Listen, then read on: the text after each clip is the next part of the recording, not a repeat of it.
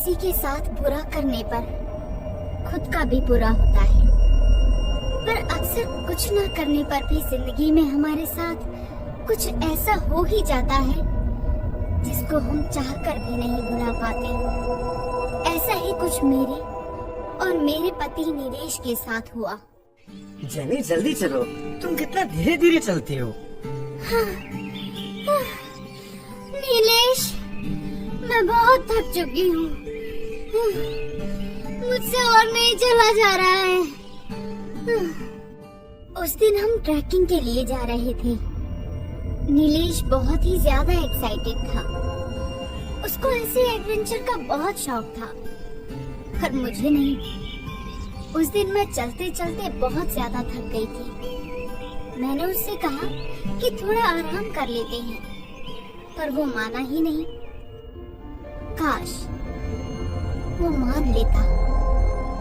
मैं एक पेड़ के पास जाकर आराम करने लगी, पर वो मुझे पीछे छोड़कर आगे निकल गया। मैंने उसे कई बार आवाज दी, पर उसने मेरी एक नहीं सुनी। अभी कुछ देर ही हुई थी कि मुझे नीलेश के चिल्लाने की आवाज सुनाई दी। क्या हुआ नीलेश? मैं फौरन भागते हुए नीलेश के पास गई और मैंने जो देखा उससे मेरे पैरों तले जमीन ही खिसक गई। नीलेश जमीन पर लेटा हुआ बस करहा रहा था। मैंने उसकी पीठ पर बड़े पंजों के निशान देखे। मैं तुरंत ही बैग से सामान निकालकर उसका इलाज करने लगी। देख लिया ना ज्यादा ट्रैकिंग करने का नतीजा। देखते ही देखते वो बेहोश हो गया। मैं उसे किसी तरह घर वापस लेकर आई और फौरन ही डॉक्टर से उसका चेकअप करवाया। मैं भी खुश थी कि नीलेश को कोई ज्यादा नुकसान नहीं पहुंचा, लेकिन इसी के साथ मुझे डर भी लग रहा था, जैसे कुछ होने वाला हो। पर इन सब बातों पर ज्यादा ना सोचते हुए मैं नीलेश की केयर करने लगी। अब आगे से तुम्हारा बाहर घूमना बंद, समझ गए ना? अरे जेनी, ये तो बस एक छोटा सा एक्सीडेंट था, इससे पहले ऐसा कुछ थोड़ी हुआ है। नीलेश की ये बात बिल्कुल सही थी कि पहले ऐसा कभी कुछ हुआ ही नहीं था, पर इस बार हमारी किस्मत ही खराब थी। रात बहुत हो चुकी थी और मैं और नीलेश कमरे में सोने चले गए। रात के करीब 12 बजे मुझे किसी जानवर के पुकारने की आवाज सुनाई दी। मैंने तुरंत अपनी आंखें खोली और फौरन ही खिड़की से बाहर देखने लगी, पर बाहर कोई भी जानवर नहीं था। मैंने सोचा कि शायद मुझे बुरा सपना आया होगा, पर ऐसा नहीं था। कुछ ही देर में मुझे फिर से पुकारने की आवाज सुनाई दी, जिससे मैं बहुत डर गई। आवाज कमरे में से ही आ रही थी।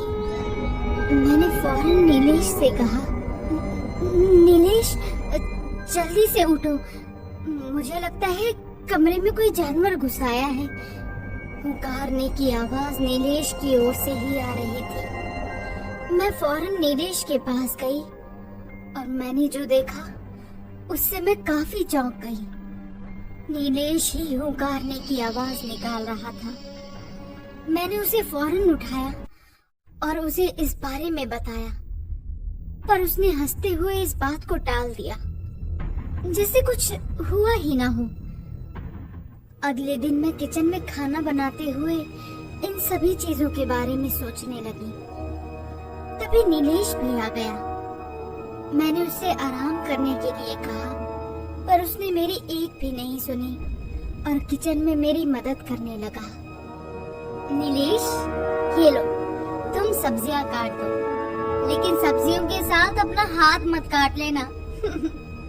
नीलेश चाकू से सब्जियां काट रहा था कि मुझे उसके चिल्लाने की आवाज सुनाई दी। मैं फौरन उसके पास गई और देखा कि उसकी उंगली कट गई है। लेकिन इससे भी ज्यादा हैरान करने वाली बात तो ये थी कि उसकी उंगली से नीले रंग का खून बह रहा था। तुमने देखा ये? मैंने फौरन उसकी उंगली पर बैंडेज बांधी और उसे कमरे में आराम करने के लिए कहा, लेकिन मुझे कुछ भी समझ नहीं आ रहा था। मैंने सोचा कि नीलेश को खाना खिलाने के बाद डॉक्टर से इसके बारे में पूछूंगी। मैंने नीलेश की पसंद का खाना बनाया और तुरंत ही कमरे में गई। नीलेश, देखो, मैंने तुम्हारी पसंद की डिश बनाई है। आज तो मैं तुम्हें अपने हाथों से ही खिलाऊंगी। ना जाने क्यों उस वक्त मेरे हाथ कपकपा रहे थे, लेकिन किसी तरह मैंने खुद को संभाला। मैं नीलेश को खाना खिलाने लगी, पर तभी मुझे कुछ अजीब सा लगा। धीरे धीरे नीलेश की पुतलियों का आकार और उसका रंग बदलने लगा। देखते ही देखते उसके माथे और चेहरे पर काले घने बाल निकलने लगे। कुछ मिनट भी नहीं बीते थे कि उसका शरीर बालों से भर गया और उसके बदन से एक अजीब सी बदबू आने लगी। नीलेश किसी जानवर की तरह हरकतें करने लगा। मैं कुछ समझ ही नहीं पा रही थी। मेरी आंखों के सामने जो कुछ भी हो रहा था वो हकीकत थी या मेरा वहम, मुझे कुछ भी समझ नहीं आ रहा था। ये सब देखकर मुझसे रहा नहीं गया और मेरे चेहरे पर अजीब सी परेशानी ने उसका ध्यान एक ही पल में खींच लिया। फिर उसने मुझसे पूछा कि क्या हुआ, पर मैंने उसे कुछ भी नहीं कहा। अब बहुत हो चुका था। मैं फौरन ही कमरे से बाहर गई और डॉक्टर को फोन किया। डॉक्टर साहब, वो नीलेश। मैंने किसी तरह सारी बातें डॉक्टर को बताई, पर डॉक्टर को भी इस बारे में नहीं पता था। मुझे कुछ भी समझ नहीं आ रहा था कि अब क्या करूं। मैंने तरह तरह की किताबों को पढ़ा, पर कुछ भी पता नहीं चला। एक रात लैपटॉप ढूंढते ढूंढते मुझे एक आर्टिकल मिला। उसमें मुझे कुछ पंजों के निशान दिखे जो बिल्कुल नीलेश की पीठ पर बने निशानों जैसे थे। उसमें उन सभी बातों का जिक्र था जो नीलेश के साथ हुई, चाहे वो नीले रंग का खून हो, पुकारने की आवाज हो, या फिर बदन पर एकाएक बालों का निकलना। उस आर्टिकल के आखिर में एक खतरनाक बात लिखी थी जिसको पढ़कर मेरे पैरों तले जमीन ही खिसक गई। मैंने फौरन ही लैपटॉप बंद किया। तभी नीलेश मेरे कमरे में आ गया। मैंने फौरन रोते हुए उसे गले लगाते हुए कहा, नीलेश, मैं तुम्हें कुछ भी नहीं होने दूंगी। मैंने उसे सारी बात बताई, पर उसने मुझसे वादा लिया कि उस समय जो भी सही हो मैं वही करूं। लेकिन ये मेरे लिए बहुत ही मुश्किल था, क्योंकि अगले दिन पूर्णिमा थी, जिस दिन वो खतरनाक बात सच होने वाली थी। मैंने पूरी रात नीलेश के इलाज के बारे में जानने में लगा दी, पर मुझे कुछ भी पता नहीं चला। सुबह होते ही मैं नीलेश के लिए किचन में खाना बनाने के लिए चली गई, लेकिन कुछ ही देर बाद मुझे कमरे से एक आवाज आई। मैंने नीलेश को आवाज दी, पर उसने कोई जवाब नहीं दिया। मैं जब कमरे में गई तो ये देखकर चौंक गई कि नीलेश खुद को फांसी लगा रहा था। नीलेश! ये क्या कर रहे हो तुम? रुको! मैंने किसी तरह से उसे कुर्सी से नीचे उतारा। नीलेश ने मुझे बताया कि वो मुझे और परेशान नहीं देख सकता, इसीलिए उसने ऐसा किया। मैंने इसके लिए उसे बहुत डांटा। मैं अब बहुत ज्यादा परेशान हो चुकी थी। पूरा दिन मैंने नीलेश की प्रॉब्लम के सॉल्यूशन को ढूंढने में लगा दिया, पर मुझे कुछ भी नहीं मिला। रात होते ही मेरा दिल कांपने लगा। मैंने खिड़कियों पर पर्दा लगाकर बंद कर दिया और नीलेश को भी कमरे से बाहर जाने से मना कर दिया, पर इन सब चीजों का कुछ भी फायदा नहीं हुआ। आधी रात बीत चुकी थी। मैं नीलेश के लिए पानी लेने जा ही रही थी कि अचानक से मेरा पैर फिसला और मैं पर्दे पर गिर गई, जिससे वो फट गया और खिड़की से आती चांद की रोशनी जैसे ही नीलेश पर पड़ी तो वो जोरों से पुकारने लगा, नीलेश! नीलेश के शरीर पर चारों ओर बाल ही बाल बढ़ने लगे। उसके दांत बड़े और खूंखार हो गए। एक जानवर की तरह उसके शरीर का साइज पहले से भी ज्यादा डबल हो गया। उस आर्टिकल में लिखी हर बात सच होने लगी। देखते ही देखते नीलेश एक भेड़िए में बदल गया।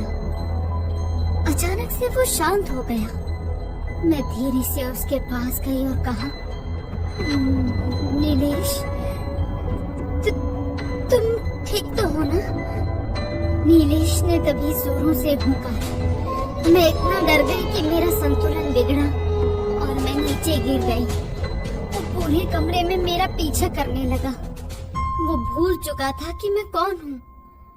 मैं उससे बचने के लिए बैग के नीचे छिप गई। इन सब के बीच मुझे नीलेश से किया हुआ वादा याद आया। उस समय जो सही था उसको मैं बिल्कुल भी नहीं करना चाहती थी, पर मैं करती भी तो क्या करती। नीलेश से किया वादा तोड़ भी तो नहीं सकती थी। नीलेश, प्लीज मुझे माफ कर देना। मैंने फौरन अलमारी से चांदी का चाकू निकाला और नीलेश के अपने पास आने का वेट किया। वो जैसे ही मेरे पास आया, मैंने चाकू सीधा उसके सीने में घूंप दिया। नीलेश बुरी तरह से तड़पने लगा और जमीन पर गिर गया। देखते ही देखते उसका शरीर वापस इंसानी रूप में बदल गया। पर वो मुझे छोड़कर जा चुका था। मैंने ही अपने पति का खून कर दिया था और यही नीलेश की भी आखिरी इच्छा थी, ताकि वो भेड़िया बनकर किसी को नुकसान न पहुंचा सके। अपने आखिरी समय में भी उसने सभी लोगों की अच्छाई के बारे में सोचा। उसकी इसी अच्छाई में मैंने भी उसका साथ तो दिया, पर साथ ही मुझे उससे बिछड़ने का दुख भी मिला।